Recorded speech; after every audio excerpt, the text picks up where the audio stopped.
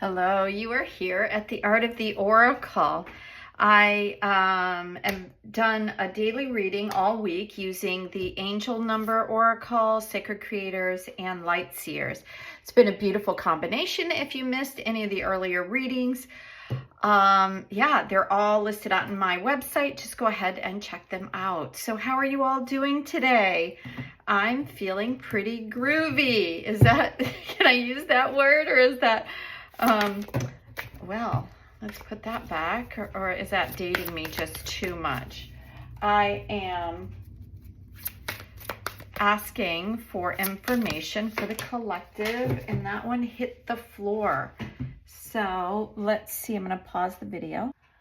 All right, so what we got is 999. How exciting. We have release with the third eye and triple nines. Now we are ending this year with this 9 year and heading into a brand new year. So this is telling me that it is extremely important for us to let go of everything that we would like to let go of this year, because next year is a whole nother feel to it. And so now is the time for us to really release what it is that we have not been able to let go of. You know, old patterning, beliefs of lack, feeling lack of money, or whatever it is, right? Anything that's not really coming to us right now is a feeling of lack, releasing old ties and bonds to people that really don't serve us.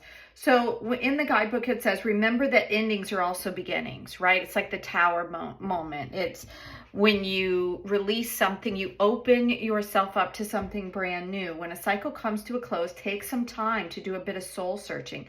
Well, that's beautiful, right? Because we're ending this year, and you may have let go of a ton of stuff. I know I have this year. It says to do some soul searching now that you've let it go. Like, why was I stuck in that? You don't have to know all these things, but what you can, as long as you know where you've been and the things that weren't working, you'll be more able to look forward and see what does work. It says hindsight allows you to see the past with greater clarity. Let go of who you used to be. It's time to evolve into a new leveled up version of yourself. And you can use your newfound wisdom both to help yourself find a better path forward and to advocate for those who need it. When one door closes, another one opens, and you get to choose which door that you want to walk through and how you're going to move forward. Now, I saw when it hit the floor, it was upside down. And I asked, is this upside down? So it also brings in, for some of you, that you're kind of wallowing in the past. And you're kind of been backsliding a little bit and struggling with something that either left your life or that, you know, whatever you lost. Whether it was, you know, finances, people, jobs, location, whatever it was that you lost, it's asking you to let it go. That even though you may not be able to see now in this moment what it was that, or why you had to lose the thing that you lost, or whatever it was that left your world or your life, you will be able, it'll become clear. So for some of you, this is also what's happening. So let's go to the Sacred Creators Oracle and ask for additional information. Well, you can't get any better than that when cards just flip out, land sacred, the sacred flow of yes. So when cards just land right way up, and they're sharing with you how easy, in my mind, this is, and what's your honest truth. Wow, beautiful, beautiful cards today. Well, they're all beautiful, but this feels really special. Like all week, these cards have worked so well together. They have really spoke to each other. These are completely different. This is by the Pulp girls, and this is by Chris Ann. But they're really working together. And of course, you know, now that this orange energy here, which represents this second chakra, that passionate, creative energy, the sacred flow of yes, getting into things now that you know what you've released and you're opening doors, what are you going to step into? Do some soul searching about what it is that you can do to move forward. And this is card 30 and this is card 20. What's your honest truth? So as you're moving forward, this is something that's very, very important. We don't always know what it is, what is true for us, right? Sometimes we've been so clogged up with stuff that wasn't us that when they leave, we feel empty and we don't realize that, wow, now's the opportunity to find us. So I'm going to go to this. It says, in the guidebook, we hold on to many layers of truths we learn from our parents, the ones we've learned during our life experiences, and the ones that our ego holds on to in order to protect us from something in the world, right? It could be part of our identity. And what it's saying here is that we've outgrown something, and that's exactly what this release is talking about. So for those of you that are still kind of holding on or wallowing in grief, and that's a terrible way to even say it, wallowing. But sometimes it's not, sometimes it's grief about us. I'm not talking about losing a loved one and taking the time you need. I'm talking about things that are very personal, that your ego is very attached to, and you're grieving over not having that anymore. It says, at the base of all you've learned, truth lies a different sort of true.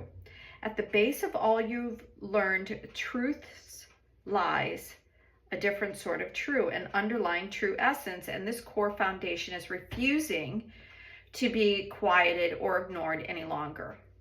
So yeah, so what this is saying is that now things are going to become clear. It's like what I said before, as you're leaving and letting stuff that no longer serves you and really probably wasn't you. It was related to something from your past or something that you felt like you had to hold on to.